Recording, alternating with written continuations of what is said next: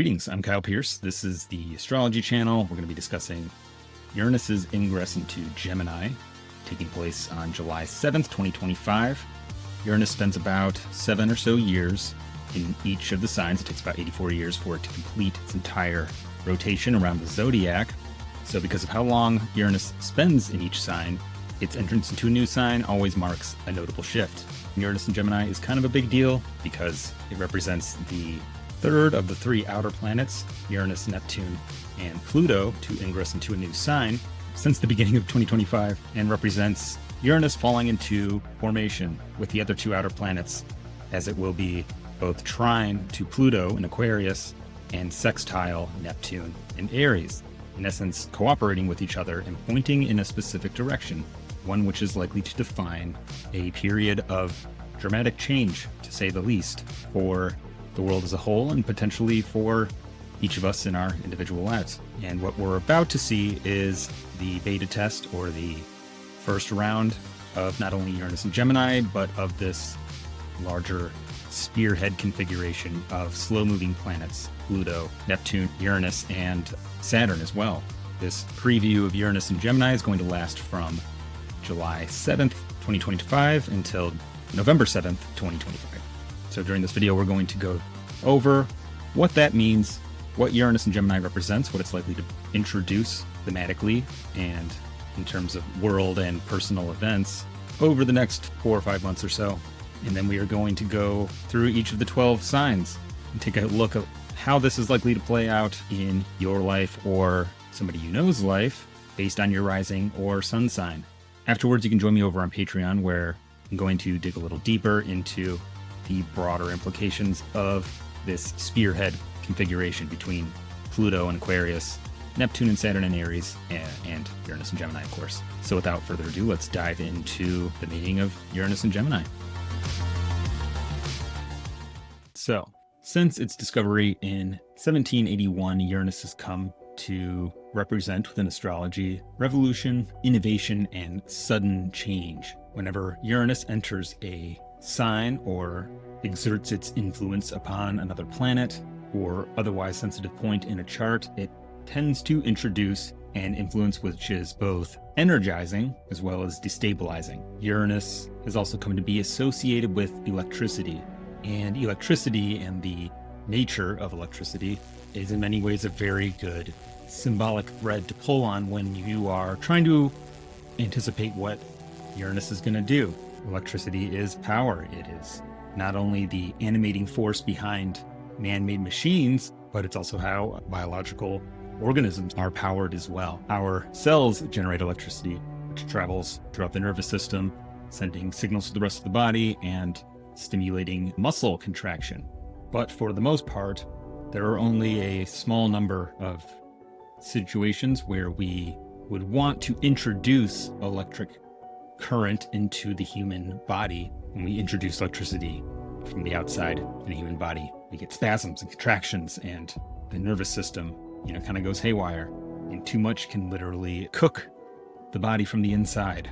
One of the first things that you teach very small children is, not to stick their finger or a fork in the electric socket. So our capacity to generate and wield electricity has been the primary driver of human progress over the last couple centuries, right?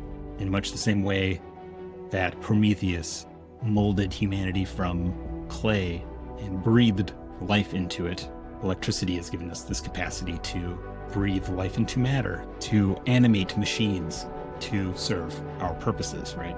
But there's also this strong chaotic element to Uranus, whereby we're feeding raw current, or raw currents being fed into a part of our lives, perhaps, in order to unleash the latent potential within the formerly static matter. Once, I could say, the spirit has been awoken within the matter, it takes on a life of its own. And in many ways, this has been the story of human technological progress, where every invention or innovation brings with it both benefits as well as issues. It destabilizes the status quo and forces everything around it to adapt and innovate in kind. I mean, the machines that process and weave cotton more efficiently then we have to find ways to grow and cultivate cotton more efficiently in order to keep up with the new level of production we're capable of. Suddenly we're introducing petroleum-based fertilizers into the soil. People are working in factories and not in the daylight anymore. They're miserable. So we have to come up with ways to adapt to what is essentially a very drastic change in the way people live their lives, right? This has been the case with technological progress as far back as the invention of agriculture. And this progress or innovation has a way of perpetuating itself. And much like Prometheus ended up doing when his human creations began to threaten the status quo, threaten the gods, he had to break away from the order of the gods, not allowing humanity to have fire. By bringing fire to humanity, further unlocking or unleashing human potential, he did so at the cost of displeasing the established order, the will of the gods, right? And he was punished for it.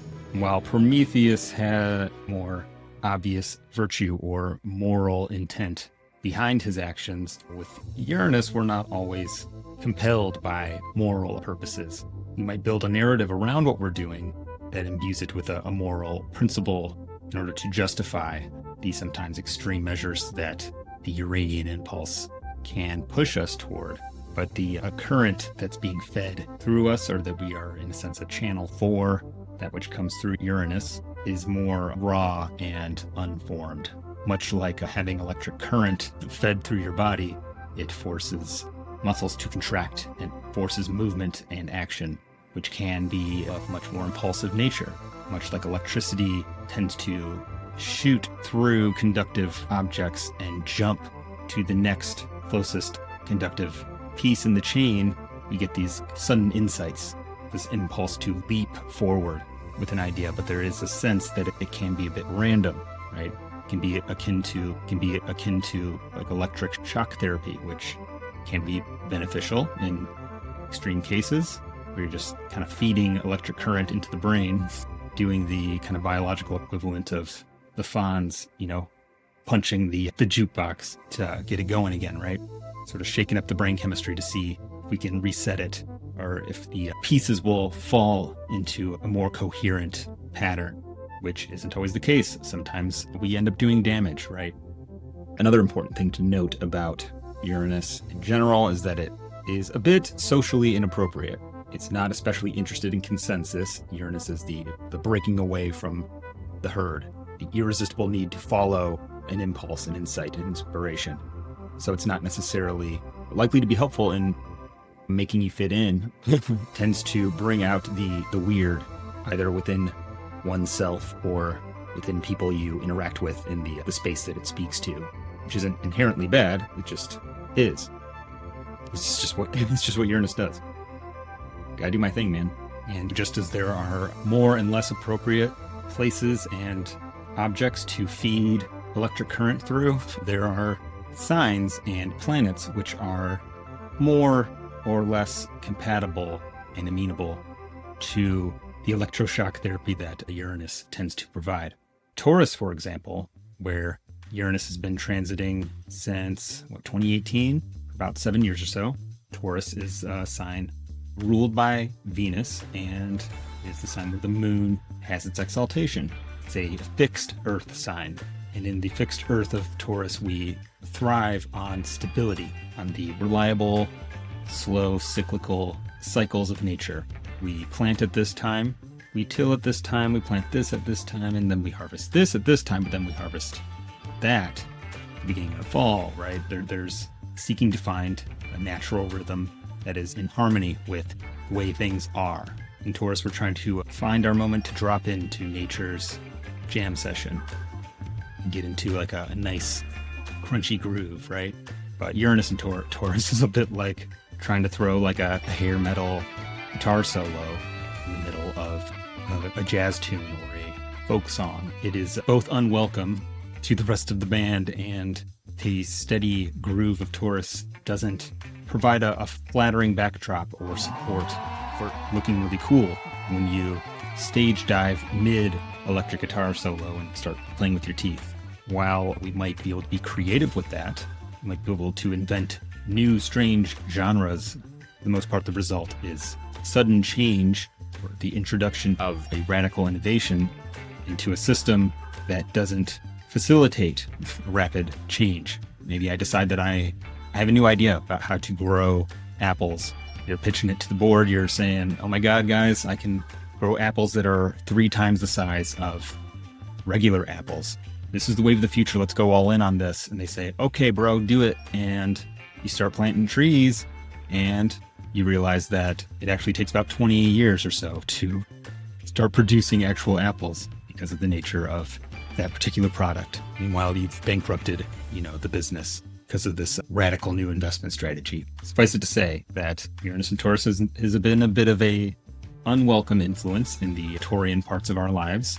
That, some people who have Taurus planets may still be reeling from the change that they may have felt compelled to initiate over the past several years, and may well be starting to see fruits bear from that, but nonetheless, much more jarring. But now that we are having Uranus move into Gemini, how does Uranus do in Gemini? Well, Gemini is an air sign, right? Air is amenable to change and adaptation. It is conductive of electricity and overall responds well to sudden changes in direction. Look, I just changed the direction of some air and everything's fine. It's also a mutable sign, which means that it tends to start things and maybe leave them unfinished in order to start something else, and then go back and finish it later, go back to the other thing and accelerate the timetable on it, and roll out a beta test, and then change your mind, decide to pull it back in and reconfigure the whole thing. This is the nature of mutable signs. They are generally dealing in multiples, interweaving disparate elements, and are inherently more adaptable. They adapt to changing circumstances quite readily. And especially in Gemini, which is ruled by Mercury, the second fastest moving of all the planetary bodies, second only to the moon, which is similar in its changeability to the moon in terms of its speed and its multiplicity of phases, but unlike the moon, which has a very steady rhythm and consistent direction, while Mercury zips back and forth across the zodiac, orbiting the sun, never getting more than about 28 degrees away. Sometimes it's fast, sometimes it's slow, sometimes it's going backwards. Sometimes you can't even see it. It's over here, it's over there. It goes through roughly 3 retrogrades every year, which is why, Mercury means what it means. It essentially indicated all the things that Uranus indicates before we knew that it existed. So we can maybe see out of the gate that without going into too much detail, there's a lot of compatibility between Uranus and the sign of Gemini, that it is likely to be able to use the nature of the sign in order to enact many of its natural significations, and that the sign itself is more amenable to the kind of energizing, stabilizing electric current that Uranus introduces. We are, by nature, when we're in Gemini, exploring different ways to separate things and then recombine them into new things. It's fundamentally experimental. It seeks novelty and change.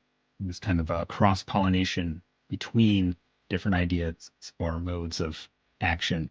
And historically, when Uranus has been in Gemini, we have seen notable strides made in the introduction of new ideas, the introduction of radical new perspectives in our ways of interpreting reality and engaging with the world around us, right? Historically, periods when Uranus was in Gemini have very consistently been periods during which there was a proliferation of new ideas, innovation, and technological advancement. During the period when Uranus was in Gemini in the late 1700s, roughly 1691 to 1698, was a period where some of the more influential works of great thinkers such as John Locke, who introduced the idea of epistemology, which is in essence thinking about the way we think, or the science of knowledge, quite literally. But often these periods are less about the introduction of totally new ideas, but rather receptivity to new ideas and shifts in the way we think, which ultimately becomes the catalyst for greater change, have been a main feature of these periods. While some of the great works come out during these periods, they're often as much about the radical ideas which have been floating around in the ether in smaller corners of the world begin to catch on. They begin to find conductive vessels to jump to proliferate and to get to intermingle with other ideas. And there's a kind of a big, ripe intellectual breeding ground that tends to occur, certainly not without its hiccups. The late 1700s period was also where the Salem witch trials took place, which I believe was around the Uranus-Saturn opposition, Saturn in Sagittarius and Uranus in Gemini. And it has become seen as the sort of most extreme example of the kind of worst case scenario of outdated, extreme, religious and superstitiously motivated modes of thinking, which ended up serving as a catalyst to start embracing more logic-based systems for deciding, who we're going to burn at the stake, right? Uranus seems to get a lot of opportunities to test out some of its crazy ideas, and these periods look like proving grounds for different thought systems or modes of categorizing reality on the world and organizing it, which looks like a big reshuffling of the deck, where contradictions within systems are sort of brought to the surface and their extremes are made visible and forced to maybe duke it out a little bit. Certainly the case during the Uranus and Gemini period during the 1860s, where we had the U.S. Civil War, which also became a catalyst for a lot of military innovation in military technology, as well as medical science. This is also the period where the nation which we now know as Germany emerged out of the Prussian Confederation, which was sort of a successor state of the Holy Roman Empire. They more or less duked it out with the Austrian Empire, had another quick war with France, which secured for them all of the lands which were considered to be linguistically, culturally, socially tied to the German people. This was a big reshuffling of the power deck within Europe and ultimately led to some of the other big political upheavals, we'll say, the last Uranus and Gemini period, which was pretty closely tied to when the United States entered World War II, where it's actually kind of interesting. The United States government really kind of took control of different industries within the United States and were quite literally telling companies and factories within the United States exactly what they were going to be producing, how much of it, and when, which became a major catalyst for the U.S. not only becoming the economic juggernaut, which it would become, but this kind of cross-pollination between different industries where manufacturing techniques and different ideas were exchanged and integrated, and innovation ensued. It's also interesting that in the post-World War II period, there's a massive movement of minds from the former Nazi government administration and scientific community to the United States, which the brain drain, if you will, which is the intellectual rung of society within Germany, began leaving long before Uranus and Gemini, after Hitler seized power in the early 30s. We see the sort of completion of a pool of minds, which the U.S. had kind of pulled from all over the world in a lot of ways, because the U.S. was the only country still in good shape in the post-World War II world, and ended up imposing a new global order built around NATO, which essentially created the system of global trade that we are more familiar with today, the process of globalization, the exchange of goods and thoughts between disparate elements of the world. So as we approach this new period of Uranus and Gemini, you can expect to see a preview of the, not, what the final deck order will be after things have been reshuffled, but maybe what style of shuffling is the dealer going to use, right? What kind of things are being thrown into the mix? And I would say that given the proliferation of information, which already exists, and the infrastructure that has been developed to facilitate the exchange of thoughts and ideas is so vast that I can't imagine that much will go untouched, especially when we consider the sort of spearhead formation that is being formed between Uranus in Gemini, Neptune and Saturn in Aries, and Pluto in Aquarius, all sort of collaboratively pointing in a direction. There's not much in place to stop or restrain the kind of rapid reconfiguration and experimentation that Uranus and Gemini signifies. So in short, buckle up, because everything is about to change. It's just that time of century again. And this period from July 7th to November 7th is our opportunity to sort of dip our toes in the pool, get a sense of what the temperature is, perhaps get acclimated to it or start positioning ourselves to be more adaptable. Much of what's going to define that period or sort of usher in this period of rapid change is this spearhead formation between the three outer planets and Saturn, which you can join me over on Patreon for the discussion of what that is likely to indicate. What kind of results are we likely to see from these rapid changes being implemented? But in the meantime, we can move on to taking a look at the ingress chart for Uranus and Gemini. And I actually cast this chart for Washington, D.C., just because I happen to live in the United States, and I believe a majority of viewers of this channel also happen to live in the United States. But for now, just kind of look at the chart more broadly. The first thing that is immediately noticeable about this chart is that Uranus has company. Venus is also in Gemini, separating from a conjunction by just shy of 3 degrees. And we also have Mercury in Leo, which rules Gemini, which will be serving as host to Uranus while it's in Gemini. But that initial ingress chart for August 7th, 1941, also had Mercury in Leo, which was applying to a conjunction with Pluto.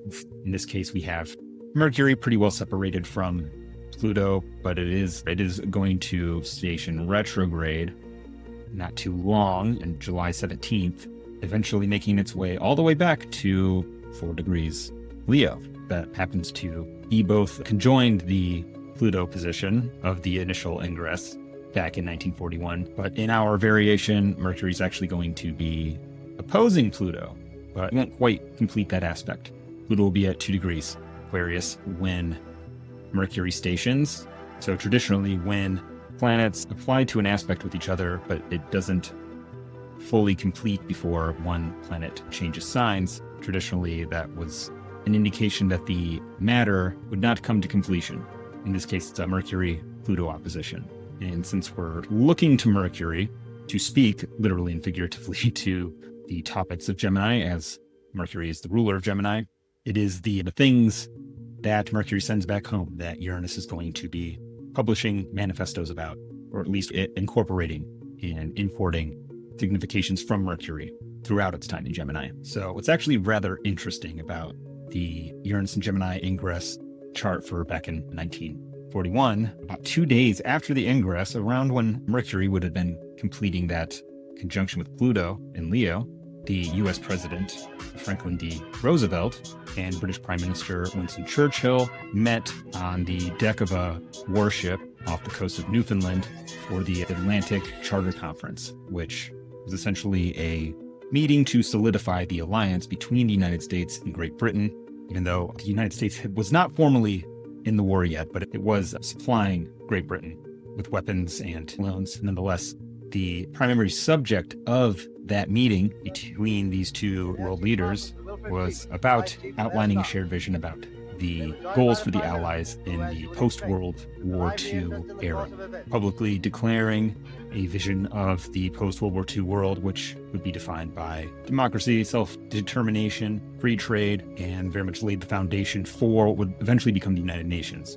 So what this suggests is that the Uranus Ingress, ruled by Mercury and Leo, is speaking to this discussion between leaders, right, about their plans for the new world and the power structure, which they would like to create after the war is done, right? And this conjunction with Pluto that's forming in the ingress chart in the 11th house of allies, but Mercury conjoining Pluto indicates, which is actually not nearly as conspiratorial as it sounds, it's actually just kind of a fact, is that there's a public side to that meeting of the public-facing agenda, the performance of the meeting, right, and what it means for the world, but also something more Plutonian in nature, this sort of secret cabal of leaders or, plans for world domination, right? It's probably not as cartoonishly nefarious as that. I mean, it's just obvious that that's what world leaders do. But also, Pluto would suggest that the subject matter was rather dire in nature. Literally, the entire world is at war. And at this point in it, we're still in that pre-German army defeat at Stalingrad. The Nazis were still steamrolling through the Western Soviet Union. But knowing what we know now about those events and how things played out, how can we apply maybe some of this to the current Uranus and Gemini ingress chart. And while back in 1941, the ingress was positioned in the 9th house of the chart cast for the ingress at the U.S. Capitol, which signifies its meaning as it pertains to that nation, right? So it's happening out in the world. With this chart, we have Uranus in the first whole sign house, which maybe suggests that the scene of rapid change, upheaval, and revolution is not out in the world. This period of rapid change is, taking place within the nation itself, the first house. And we have Mercury ruling the first house in this chart, which might signify leadership, but most likely not necessarily the top leadership or the executive. So we would look to the 10th or the midheaven for that. I prefer to look at both.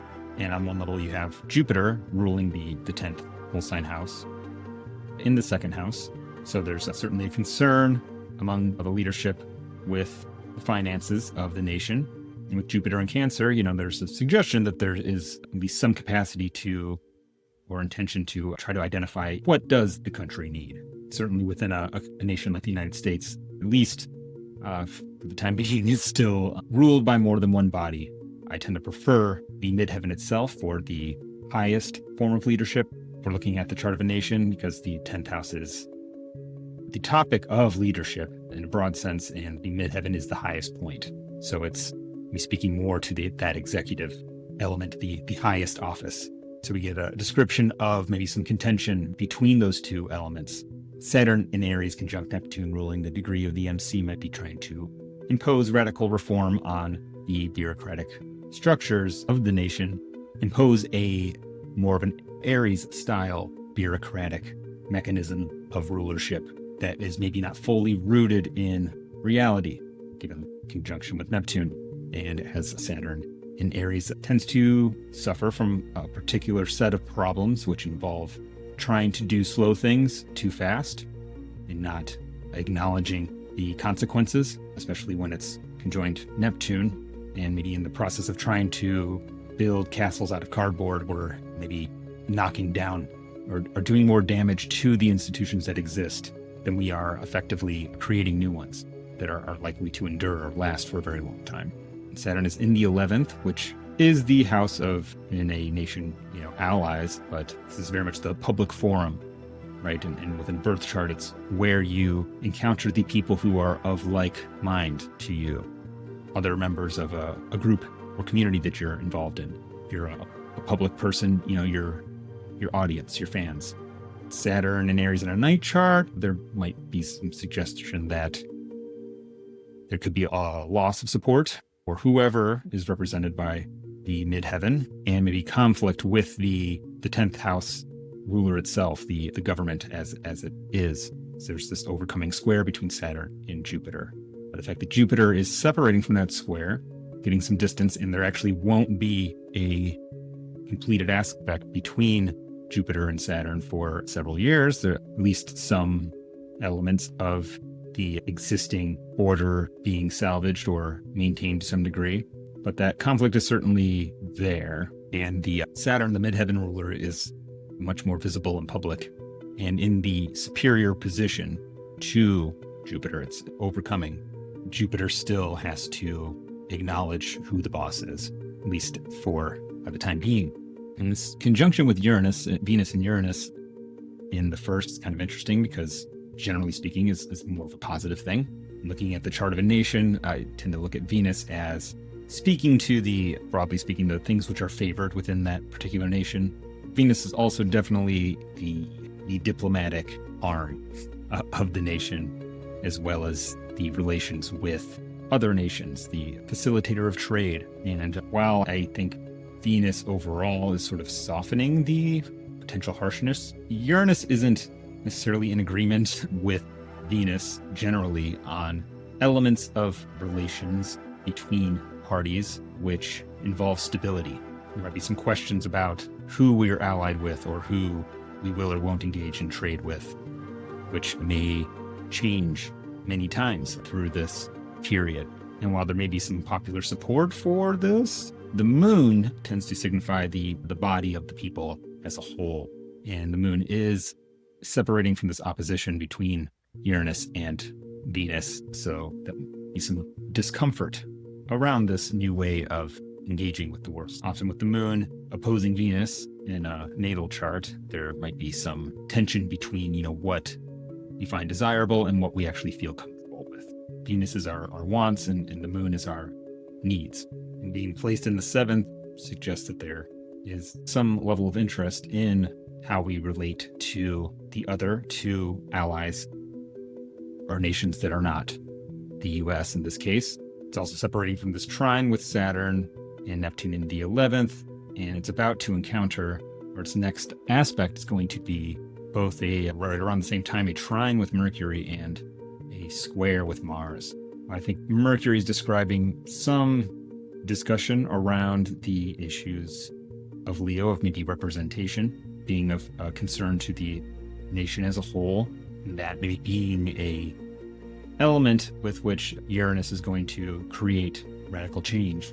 But this Mars in the 4th with the South Node suggests there is some Mars quietly lurking in the homeland. There's some anger or some conflict or violence taking place on the domestic front. But the South Node sort of creates maybe a disassociation from it. Maybe it's something that we're not as tuned into or we're not as focused on. The South Node tends to say, I don't really need to pay attention to that, until it starts screaming at you. I think part of what the people as a whole are dealing with is an agreement with what Mercury's has to say about representation as a whole, but is certainly being harmed by this domestic upheaval or simmering animosity. I mean, I think in the context, the moon, it's gaining in light. It's in a Jupiter-ruled sign. It might suggest that the sentiment of the people as a whole, or at least being described in this chart, are wanting to maintain or protect or preserve those which maybe have been otherized, or wants to maintain harmony with other nations, or at least exercise something which is more nuanced and careful than, say, Mars in the 7th house. It might suggest that, we're just, fuck everybody, we're going to war, right? The moon wants to care and be cared for in the realm of the house that it's in. So in this case, the 7th. But that is certainly at odds with what Mars represents in the 4th.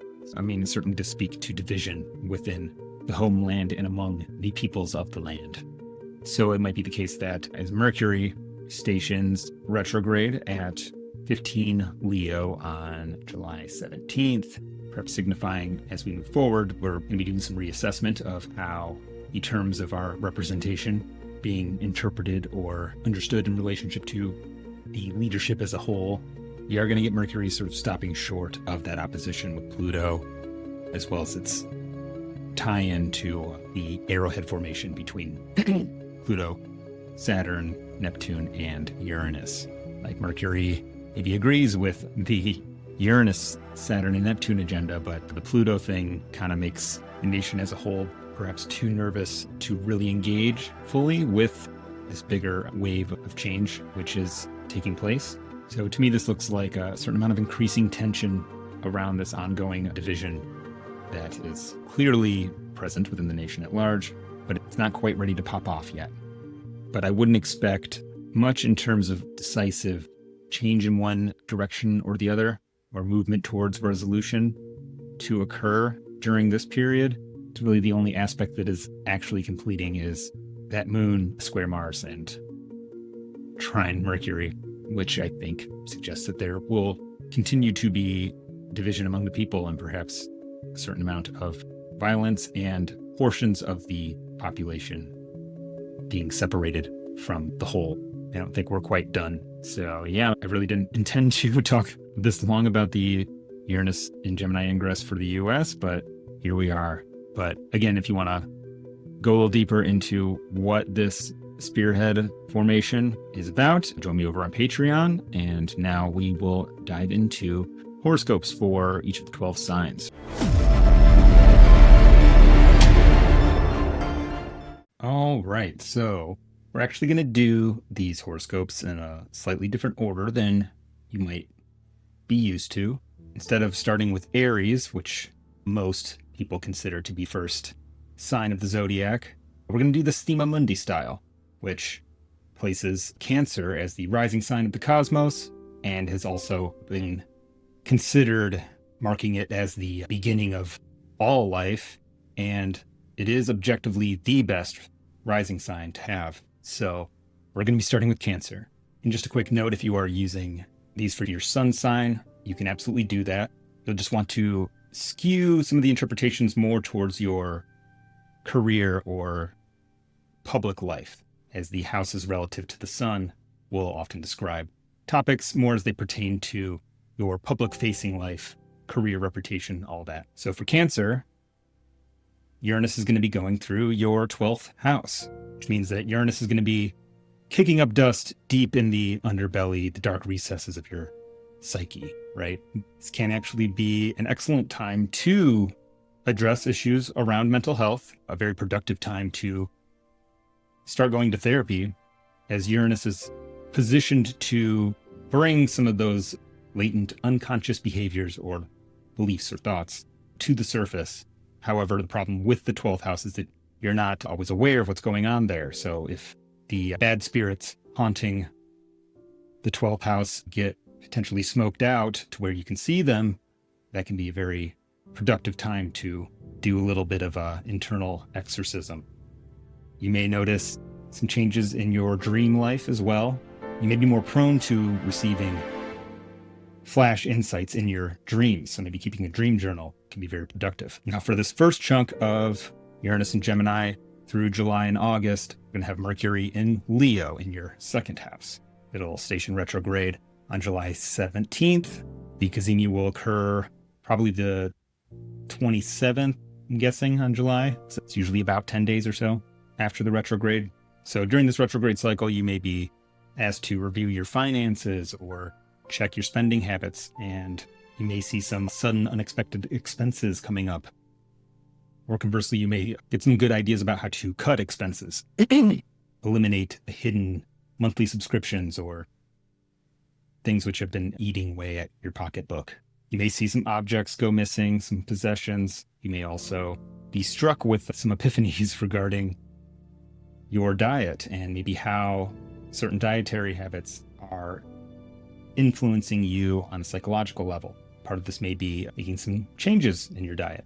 But keep an eye out around the Cazimi, as well as around the station direct on August 10th. So you may discover any items that maybe were lost earlier on in the retrograde cycle, and you may even discover items from much longer ago.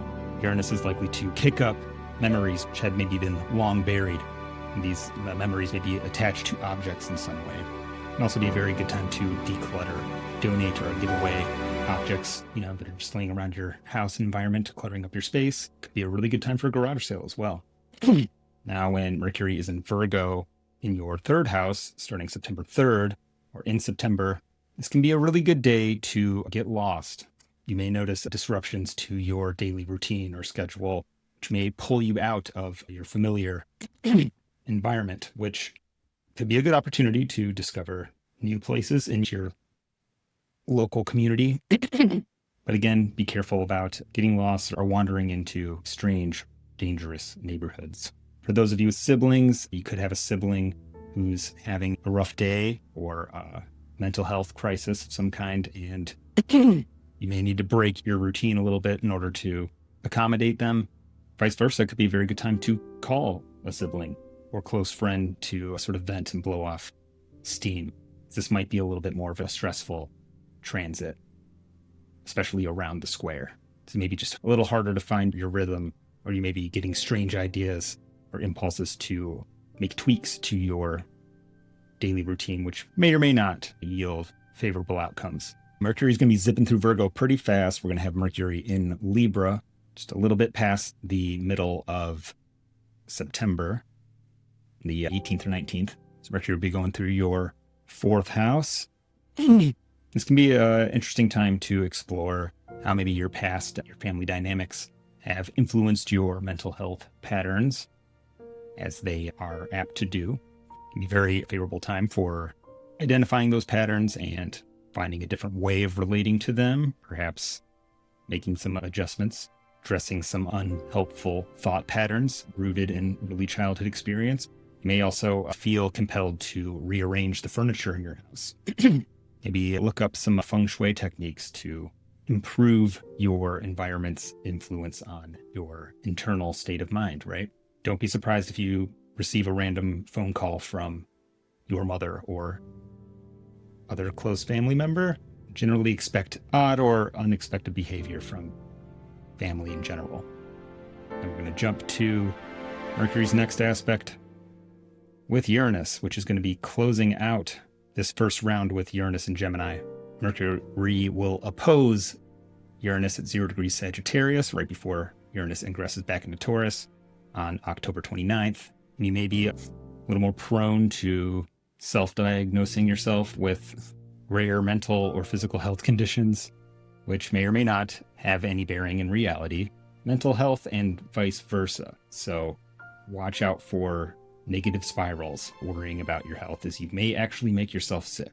Otherwise, it can be a good time to reinvent your process flow for your daily chores and mundane tasks. Not a bad time to get a physical as well. Worst case, you're fine, but you may actually be able to catch something in its early phases, and yeah, that's it. Yeah, all right. Well, that's all I got for you, Cancer. Keep an eye on your mental health. Start a dream journal. Moving on to Leo. So Leo, you're going to have Uranus going through your 11th house. So you may find yourself more interested in getting involved in community activities, or you may make some strange, eccentric, potentially very interesting friends over the next few months. And you're one of the signs that's probably best situated to profit from this round with Uranus and Gemini, as we'll really start with Mercury in your first house, having the sort of power to wield the Uranian genius right in your hands. So it could be a profitable time for investments, starting a social media account, perhaps experiment with new ways of communicating or engaging publicly, and maybe start dipping your toes into new communities. If you feel the overwhelming impulse to join a tennis club or something like that, you may find that following that impulse could lead you to fun and potentially profitable encounters. Now, Mercury's time in Virgo is going to be a little nicer for you. As well, it is a square. There's reception there, and we're essentially tying your pocketbook, your wallet, your second house, to the house of profits. So if you made any interesting investments, perhaps while Mercury was in your first house, you may start seeing sudden profits from them. I would watch out for online scams. You may receive an inordinate number of strange requests for money from people you may or may not know, or people who are claiming to be your friends who may or may not be. But overall, this can be just a really nice time to reorganize your finances, crack open the books, and maybe shake out a few extra pennies from your budget and potentially reinvest them either in enjoyable activities or in other lucrative ventures. Then Mercury going into Libra, applying to a trine with Uranus on September 19th. You're likely to be feeling a little more chatty than usual. Really good time to get involved in your local community, potentially starting a club for some kind of niche interest.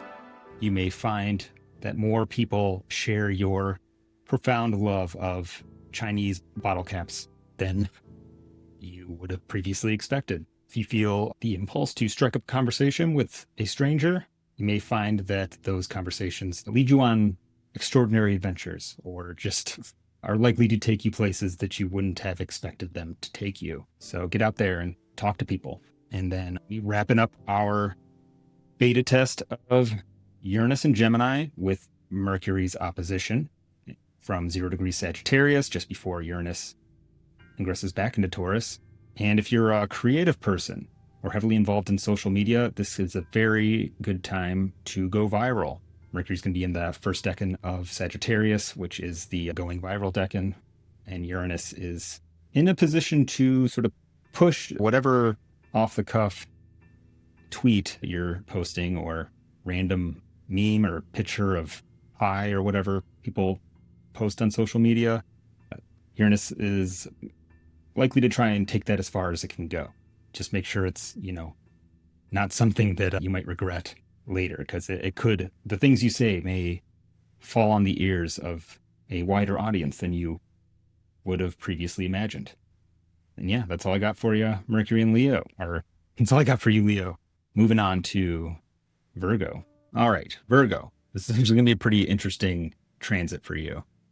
Overall, it's going to be introducing some changes in your career and work life, which as a Mercury-ruled person, and with Mercury generally being pretty much, bros with Uranus, I think you're going to like this more than most signs.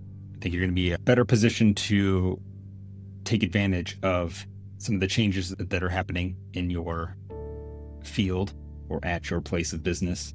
Be some opportunities to sort of climb the ladder. Think of what Littlefinger said in Game of Thrones, that chaos is a ladder, right? And chaos is going to be your ticket to fame and fortune, Virgo.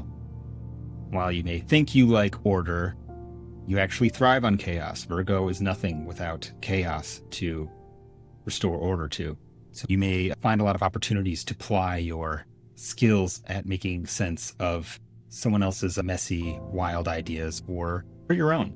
Actually, I have a particular set of advice for you during this first period throughout July and August. While Mercury's in Leo, going through your 12th house, you are likely to be having a lot of ideas which are just sort of arising out of the blue that don't fully make sense immediately, but you maybe have to tinker with them a little bit. But there are likely to be some gems that you get access to. You just may have to, sort through some of the mental sewage a little bit. Not everything that comes out of there is going to be gold. But what you'll want to avoid is the impulse to make public any of these gems, however tempting as it may be. They may need some time to be polished, and some of them may be opinions or thoughts that could get you in trouble. And while some of them may bear fruit or could lead to a promotion for you, there's a good chance that, like bosses or other people in authority, may try to steal your ideas and pawn them off as their own. So covet your treasures until Mercury gets into Virgo in your first house in September. And while there is some tension to navigate here, this could potentially look like just a big stack of files or something that you need to organize or curate, or events might be moving so fast that you have to adapt on the fly and kind of invent processes and channels for those ideal ideas or all that data to sort of run through. But this is also puts you in a good position to start making visible some of the ideas that you were cooking up over the last couple months. You might be a little bit of a genius this month, guys. Then Mercury in Libra will apply to a trine with Uranus on September 19th, and you'll get a few weeks to cash in on some of the ideas that you made public during the first half of September. Not a bad time to potentially receive an unexpected raise, or to potentially ask for a raise, maybe even more than what would be reasonable. And you may find that you're especially effective in making a convincing argument on behalf of you getting a raise. And then we'll jump ahead to Mercury's next aspect with Uranus, which will be the opposition from Sagittarius to Uranus, which will come just before Uranus ingresses back into Taurus. This is one where I just may be watching out for, taking your work home with you. And when I say watch out, I don't mean don't do it. In fact, you may find that best ideas come to you when you're relaxing at home, or you may receive an unexpected phone call from your boss in the middle of the night, which could potentially be profitable or favorable for your 10th house activities. You just don't want to overdo it. And you don't want to set an expectation that your boss can just call you, at midnight all the time. Don't let enthusiasm or excitement lead you to forget to set clear boundaries between your home and professional life. All right, that's all I got for you, Virgo. I'm moving on to Libra. Libra, you guys are going to have Uranus in your 9th house. And we start off with Mercury in your 11th house. Make new friends or have an interesting conversation with somebody new, and maybe a little that could lead to a sort of shift in your worldview. It's a really good time to, have an open mind about different ideas. Talk to strangers, expand your network a little bit. You are likely to learn a lot from the people you interact with. You may become interested in maybe going back to school or taking an online course of some kind. But this whole time with Uranus and Gemini is really going to be about redefining your relationship with the world and how you see yourself in it. So kind of embrace the spirit of experimentation that is on offer. Just beware that there may be people in your network who maybe try to convince you of some strange worldviews, which, you can just say, oh, I never thought about it that way, and leave it at that. But just know that you're going to be getting a lot of hot takes from a lot of different people, and it's going to be your job to sort of sift through those ideas and concepts and see what you can actually do with them. And just don't do your research on the credentials of any courses you may partake in during this period. Now, when Mercury goes into Virgo and applies to a square with Uranus beginning of September, this can look like a bit of mental overload.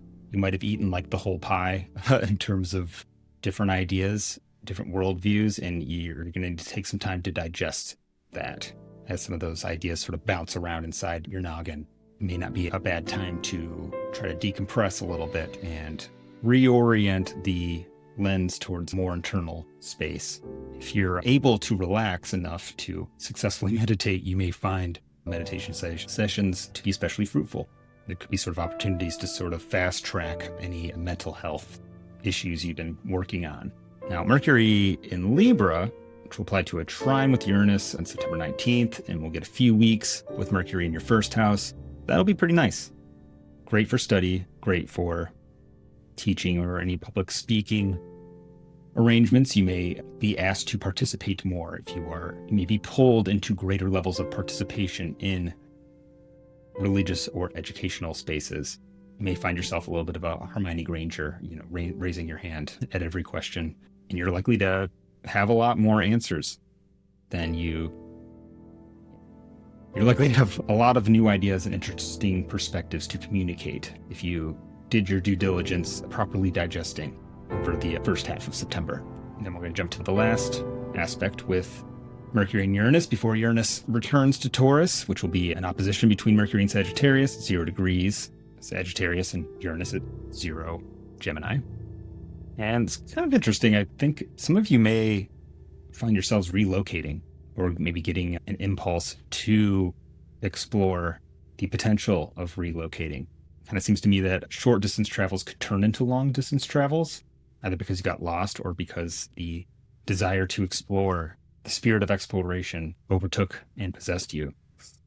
I would be a little careful I wouldn't buy like a new car around this time, because Mercury is going to go retrograde shortly after this opposition. I'd at least make sure that if you do buy any experimental gadgets or strange new innovative forms of transportation or a flying car, make sure that you have a warranty. So while you may have especially strong access to the cutting edge of transportation or communication technologies at this time, that bleeding edge of technological advancement is full of both successful and failed experiments, right? All right, that's all I got for you, Libra. We're moving on to Scorpio. So for you guys, Uranus is going to be going through your 8th house. So while this could, for some of you, trigger an unexpected inheritance from a distant or unknown family member, it will be adding a layer of unpredictability to a space that is already kind of hard to see. If you enter into substantial financial agreements or collaborative efforts, just know that other members of your team may be a little more prone to unpredictable behavior. That pool of shared resources is likely to experience a lot of unpredictable flux, right? I wouldn't build your plans on the promises other people make to you without some kind of backup plan. Now, with Mercury in your 10th for this, there could be new collaborative, makes you think of like a prototype testing group or like being asked to join like a development team. Your collaborations are likely to be very interesting. Probably going to meet some interesting characters. You may that you have more access to the genius of others, or you may find yourself discovering your own genius within your collaborations with others. Now, when Mercury goes into Virgo, into your 11th house, first half of September, and hits that square with Uranus, this could, be the sudden unexpected death of a person in your Dungeons and Dragons group or something, but more likely this could be invitations to join some strange occult study groups or offers to invest in cutting edge tech startups or something that may not be entirely upfront. I would be a little dubious about any requests to invest. So you're not likely to be getting all the accurate paperwork up front. Now, when Mercury is in Libra, we'll apply to a trine with Uranus September 19th. We'll stay in Libra until early October. And it kind of looks like the rumor mill is sort of running at full blast within your social groups. It may be about you, may not be about you. To some degree, it's just sort of happening around you. And I would advise you to engage with that to the degree that pleases you, unless you have maybe planets caught in the crosshairs of this one. This one's not really about you, or it may speak to things which are sort of happening in your environment, but aren't likely to be directly impacted by in the immediate future. But sort of be aware that there are shifts happening within your social or professional networks, and you kind of get to be the calm, cool center while, everybody else is going nuts with reacting to all the scandalous gossip. And then we'll wrap up with Uranus, Mercury's last aspect with Uranus, which will take place October 29th. Mercury at 0 degrees Sagittarius and Uranus at 0 degrees Gemini. Mercury in your 2nd house and Uranus in your 8th house. So you may receive unexpected bills or receive inappropriate questions about your personal finances, to which you will maintain your characteristic guarded secrecy, or at least I would suggest that you do, as you could be a little more at risk than usual to have a data leak by offering your credit card information to the wrong website. Just make sure you double check the names and addresses you're writing checks to. But that's all I got for you, Scorpio. Moving on to Sagittarius. Sagittarius, this is going to be interesting for you. Uranus is going to be going through your 7th house, so you're going to have some shakeups or some interesting characters passing through your 7th house.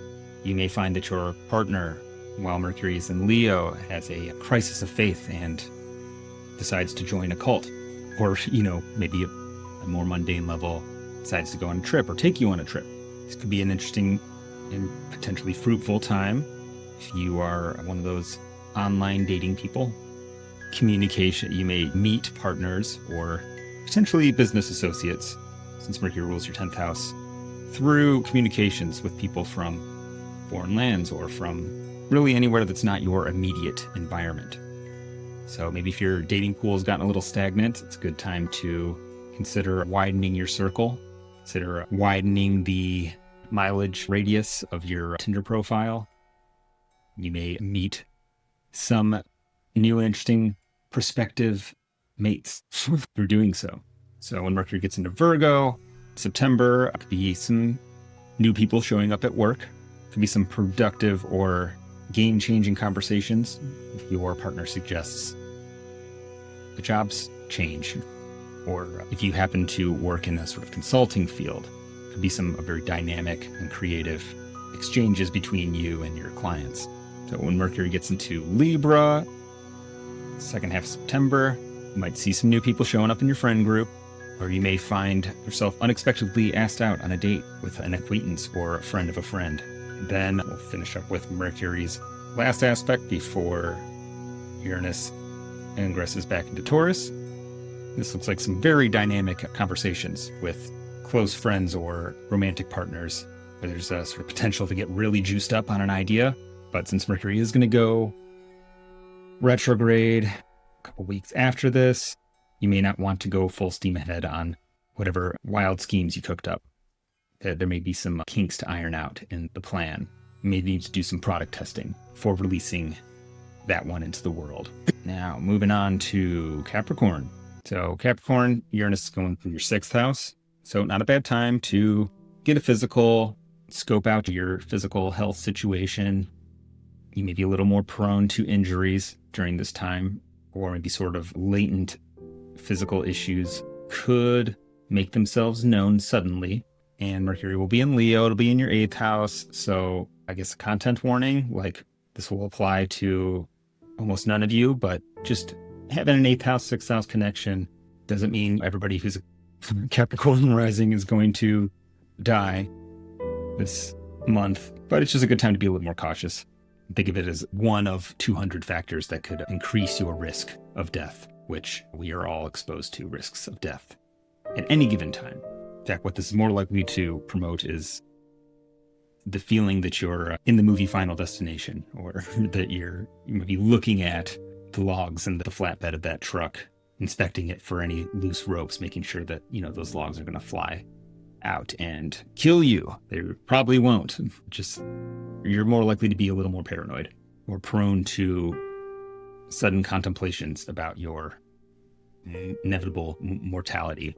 All right, so Uranus in the 6th and Mercury in the 9th, you may choose to engage in a course of study related to your health, or you may seek out knowledge about how to repair your kitchen sink or start learning how to do more preventative maintenance. It's a good time for DIY projects. It may well be that you only need to watch a few YouTube videos in order to figure out how to repair the hole in the wall that you punched last month. Anyway, when Mercury gets into Libra in your 10th house, September 19th through October 4th, you may find that a subordinate or somebody who works below you in the hierarchy at work is actually really smart and has cool ideas and may be able to help you out. You could also be like assigned an assistant at work, or not a terrible time to do some hiring. If you own a business, you may get some eccentric applicants. You may find that the unique skills that they bring to the table may be value added in unexpected ways. And then wrapping up with Mercury's last aspect to Uranus before Uranus returns to Taurus, Mercury will oppose Uranus from your 12th house in Sagittarius. You may find yourself a little more accident prone around this time. You may be a little more susceptible to like psychosomatic issues. Watch out for your stress levels. Working too hard might make you sick. Worrying too much about things might make you sick. Also, if there's a plague going around, stay home. You may be more susceptible to strange new pathogens, and I'll leave you to contemplate that at your leisure. Moving on to Aquarius. Aquarius, this is a little more fun for you guys. Uranus can be in your 5th house, while Mercury's in your 7th for the first months of this. This can look like some experimentation in the boudoir with a romantic partner, or perhaps the introduction of a eccentric, highly appealing potential date. This would be a good time to take up a new hobby with a romantic partner to enhance, the relationship. Doing stuff together is actually good for relationships. And then in September, when Mercury enters Virgo in your 8th house and applies to a square with Uranus in your 5th, you may receive sudden creative inspiration while attending a funeral, or find creative collaborations with others to be especially fruitful. Could be a good time to enlist the help of a much more organized person than you to help give some focus to maybe some of your wild creative ideas right now. But also, if you do happen to be a writer, good time for a publisher, or rather an editor. When Mercury gets into Libra, second half of September, applies to a trine with Uranus at 1 degree of Libra on September 19th. A good time to take an art class. And if you hired an editor while Mercury was in Virgo in your 8th, this could be a more favorable time to publish. And if you have kids, you may find that they have some especially strange but entertaining factoids that they learned from watching YouTube shorts to share with you during this 3 weeks. But if you are not a terrible time to apply to schools, if you're involved in higher education in some way. All right, and as I'm starting to lose my voice, be quick.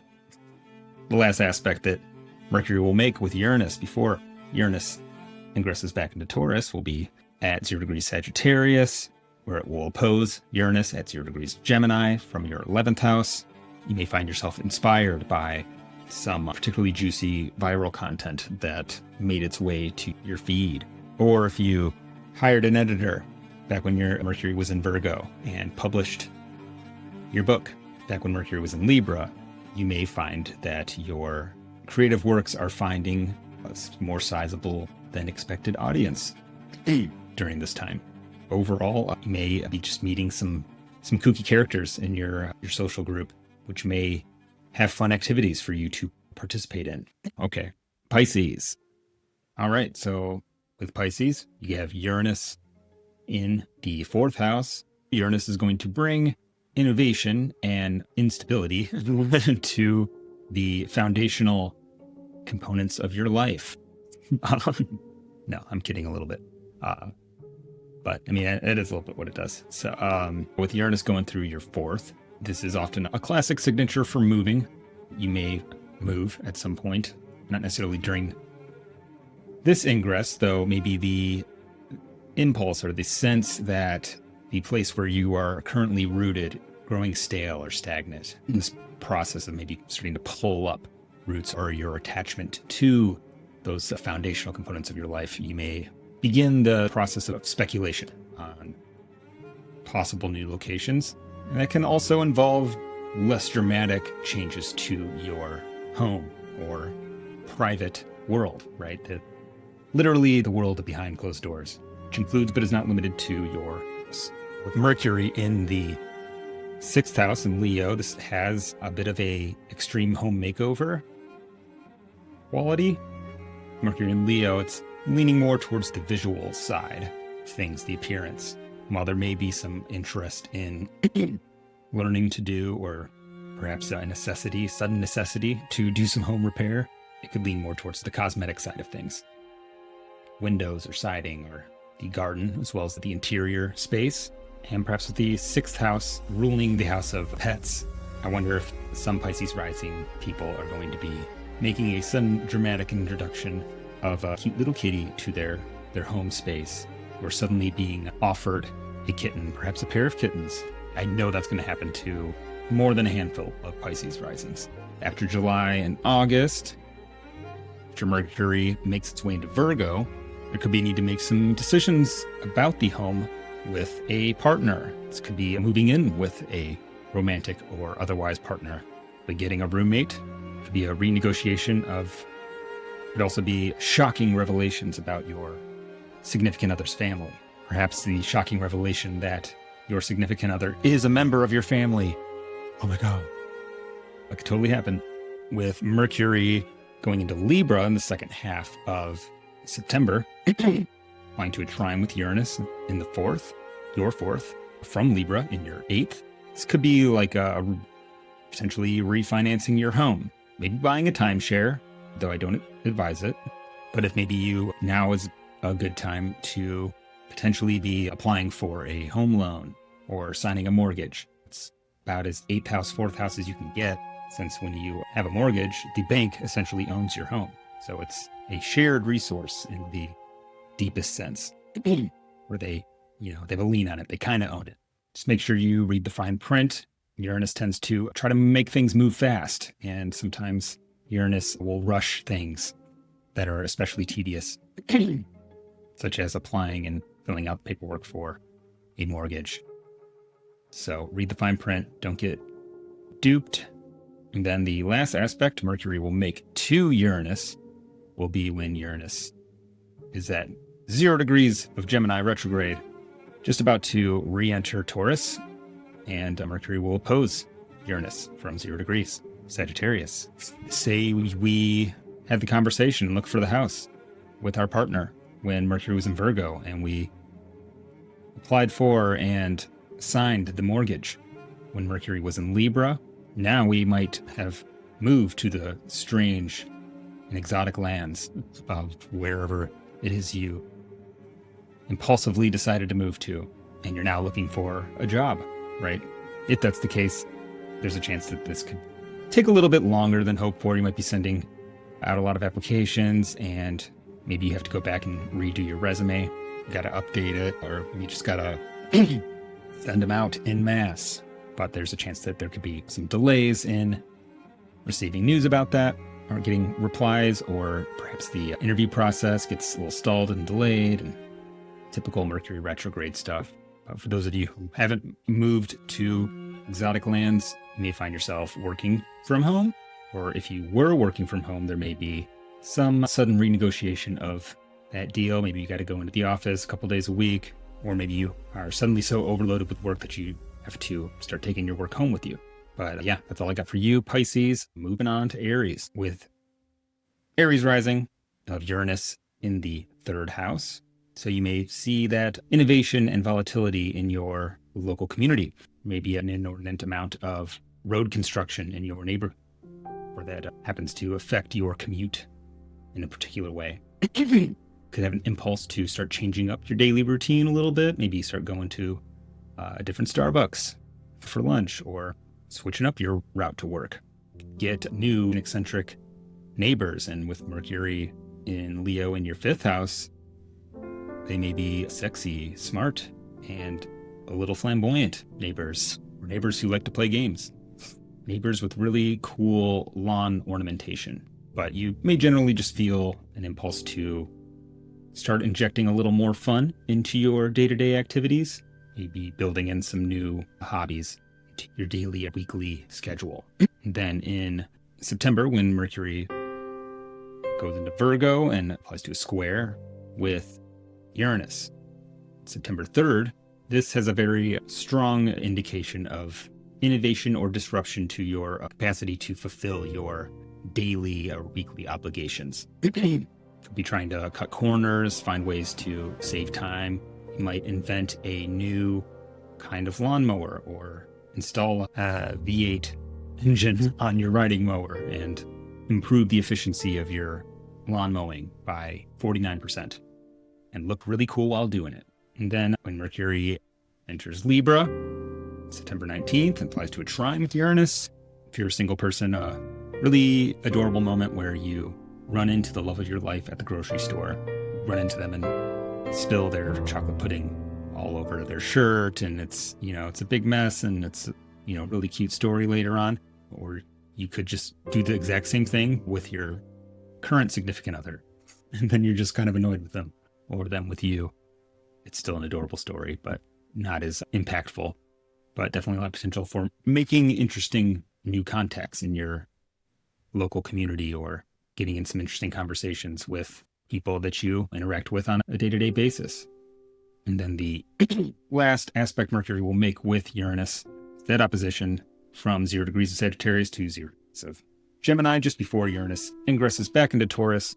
This could be getting a radical new perspective on your neighborhood or community. Maybe you go on a trip somewhere very different, which gives you a totally different perspective on where you live, appreciation for it, or maybe a desire to spend more time abroad. Maybe you feel restless in your mundane local environment. Want to meet new people. Maybe a stranger from a far off land moves into the house across the street, and you make friends or acquaintances with somebody from different parts of the world, bringing a little bit of the rest of the world into your 3rd house space. You may notice an impulse to embark on a certain course of study. Maybe you discovered a Barnes & Noble in your neighborhood that you didn't even know was there, and you bought like 27 books. Just went on a bit of a splurge. And when Mercury goes retrograde, you realize that you're never going to read all of them, so you have to go back and return them. But yeah, that's about all I got for you. Maybe if they still have pen pals, you get a pen pal. That would be pretty cool. And so retro that it would be kind of innovative and novel, right? So yeah, moving on to Taurus, home stretch. Taurus, you will be having Uranus transiting through your 2nd house. So creating disruption and volatility to your finances. Not always for the negative. You see both ups and downs. You may experience an impulse to diversify your investments, or start setting aside a certain amount of money every day towards investment in different companies, or maybe like a mutual fund. I mean, with Mercury in Leo, you could be looking into investing in property. You could be assessing the amount of movable second house assets and objects are in your fourth house, maybe experiencing a desire to declutter or offload some of those objects. Maybe you found a box of jewelry that you inherited from your grandmother when you were 9, and you found out that it's actually worth, there's some stuff in there that's worth like a few $1,000, and you can cash in on that. You may discover other family heirlooms within your hoard of treasures. You may want to invest in your home as well, doing some repairs or trying to increase the value of your home. And, maybe you just get a card in the mail from your grandmother with like $50 in a Olive Garden gift card inside. It's pretty nice, actually. I could go for that. And then in September, when Mercury gets into Virgo, to your 5th house, you may go on a bit of like a shopping spree, maybe looking for cool board games, or maybe start designing your own board games. If you have kids, maybe your kids get into some kind of new hobby, or you go school supply shopping with them and have your mind blown with the savings that you encounter, or vice versa, the increased expense of said school supplies. You may also just find that you enjoy playing with your money a little more, or you may have an interest in freeing up some cash in order to have a little more fun, have a date night, and maybe even try some experimental foods, right? The 2nd house also having something to say about food or the things that go into your body. It can be very creative time for chefs in particular. There's those who like to cook. And then, second half of September, Mercury will apply to a trine from 1 degree of Libra to 1 degree of Gemini, making the 6th house and the 2nd house. But this does, potentially look like a sudden roof repair that you have to do. On maybe a more positive side, you could be trimming the fat from your budget. In the 6th house, we're always trying to delay the inevitable entropy of physical reality. So maybe trying to delay your inevitable descent into bankruptcy, one streaming subscription at a time. But you may be inspired to give your employees a raise, or you may find that your employees are innovating in such a way that it's saving you money. And if you are a service employee of some kind, you may receive an unexpected raise. Also, if you decide you want to sell your cat, it might be a good time to do that. Better yet, trade a really big cat for 2 kittens or 5 hamsters. The last aspect Mercury will be making with Uranus is Mercury's opposition at 0 degrees Sagittarius to Uranus at 0 degrees of Gemini, just before Gemini ingresses back into your 1st house for one last romp through your mind and body. This could look like, sudden cash infusions or a loan. Maybe you find out that your kids are stealing money from your jacket and buying candy bars with it, but there is a chance you could be receiving some unexpected bills, or potentially finding creative ways to pay off debt. But that's all I got for you, Taurus. I'm sure you're going to like not having Uranus in your 1st house anymore, or at least getting a break before it comes back in November. But moving on to our final sign, and in many ways the star of the show, Gemini, who is about to receive all the blessings that Uranus and Gemini may or may not have to offer. It's suddenly occurring to me that Uranus's glyph looks a lot like an electrical socket. It's kind of like maybe figuratively discovering that you have a new source of power in your life or in your body. That may take some experimentation, finding out how to access it without zapping or electrocuting yourself. But things are likely to get interesting for you. So you may be experiencing some increased energy or some erratic energy, some increased impulsivity, maybe a lot of new ideas, inspiration to shake things up, do things a little differently than you usually do. Your life and personality, body are to begin the preliminary round of redesign or update.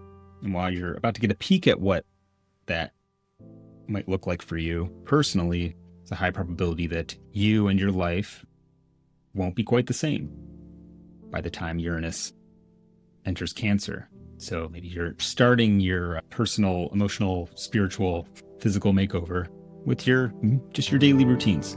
Might feel held to buy a fancy new car. I would wait until after Mercury stations direct around August 10th. Otherwise, you may run into delays in fulfillment or have to send it back for repairs. You may be wanting to add a little more flash, a little more of your personal style to the way you travel or move about your day. You may start running into interesting people in your day-to-day environment, but you also may just be the interesting person everybody else is running into. Now, when Mercury goes into Virgo, and Mercury applies to a square Uranus at 2 degrees Virgo and 2 degrees Gemini respectively, you're likely to feel some tension around your home or family, or feeling like there's something that just doesn't feel quite you about your home or family situation. Maybe you got ideas that are so 3008, but your drapes and furniture are so 2008. Huge bonus points to anyone who identifies what that reference was in the comments, but on some level, you're likely to be feeling like you're kind of needing to molt. Got to shed off some old skin in order to make space for the new you that's coming through. So you could feel like moving, refurbishing your home or apartment. The 4th house is also the true house of secrets. 4th house is the things that you are aware of that not everybody else is. It's private life, so you may be feeling like you want to start expressing or embodying an aspect of yourself or your life that you previously kept private. And then the second half of September, Mercury will go into Libra, applied to a trine on September 19th from 1 degree of Libra to 1 degree of Uranus of Gemini.